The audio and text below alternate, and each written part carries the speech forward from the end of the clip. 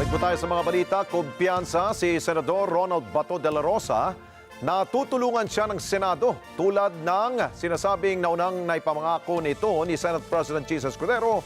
Oras na maglabas ng arrest warrant rin laban sa kanya ang ICC. Dismayado naman ang mambabata sa kawalan ng paninindigan ng Marcos administration sa kaso ni dating Pangulong Duterte. Report mula kay Mean Corvera.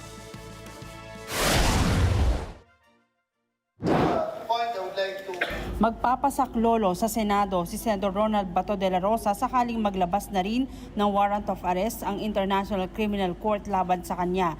Yan ay kung gagawin din daw ng gobyerno ang ginawa sa dating Pangulo na nakipagtulungan sa ICC at isinurrender siya para dalhin sa dahig. Si De La Rosa ay kapwa-akusado ni dating Pangulong Rodrigo Duterte sa kasong crime against humanity dahil sa war on drugs. We have to face reality. Kung yan talaga ay may lalabas na warrant of arrest laban sa atin at ito'y talagang isi-serve sa atin, well, unang-una, I will avail of the protection that can be provided to me by the Senate as an institution, no? Being a sitting senator. May nauna na raw commitment sa kanya si Senate President Francis Escudero na bibigyan siya ng proteksyon hanggat ito ay pinapayagan ng batas. Kung hindi na ako kayang protektahan ng Senado, then I have to turn in myself peacefully. Oho. Ayaw ko ng gulo. Kawawa ang Pilipinas kung magkakagulo. Nadismaya naman si De La Rosa sa ani ay kawalan ng paninindigan ng Administrasyong Marcos sa kaso ng dating Pangulo na tila isinubo pa sa ICC. Iba raw ang ginagawa ng Pangulo sa kanyang sinasabi. Ako mismo, I can attest to that dahil sinabihan niya ako noon sa Malacanang na huwag ka mag-alala Bato, hindi ko papasokin ang ICC dito. Hindi, kahit na gabuhok mo, hindi mahawakan ng ICC. Pati si kahit nakalbo ako gabuhok mo, pati si Pangulong Duterte, hindi mahawakan ng ICC. Sabi niya, hindi ko papayag dahil kung papayagan ko yan, after the Dutertes, after sa inyo, who's next? Baka kami na naman ang imbestigahan ng ICC. Kaya hindi ako papayag, sabi niya sa akin.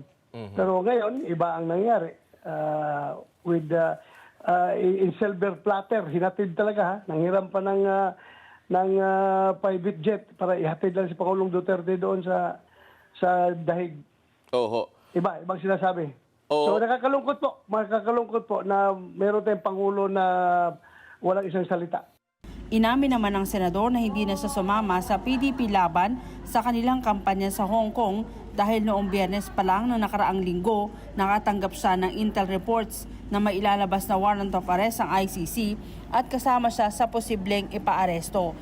Sa ngayon, gagawin niya ang lahat ng legal na remedyo dahil posibleng siya ang susunod na target ng ICC. Umaasa siya sa paborableng desisyon ng Supreme Court sa kanyang inihaing petition for certiorari and prohibition. Alam mo, sigurado ako na respetuhin ng Malacanang yung magiging desisyon ng Supreme Court kung ito ay paborable sa akin. Otherwise, we will no longer be a government of laws kung hindi na susundin yung desisyon ng Malacanang. Mean Corvera para sa Mata ng Agila, matatag, matapang, matapat. Maraming salamat sa inyo pong pagsubaybay sa Mata ng Agila Primetime. Para malaman ang matatag, matapang at matapat na mga balita, i-follow lamang at mag-subscribe sa @Net25 TV.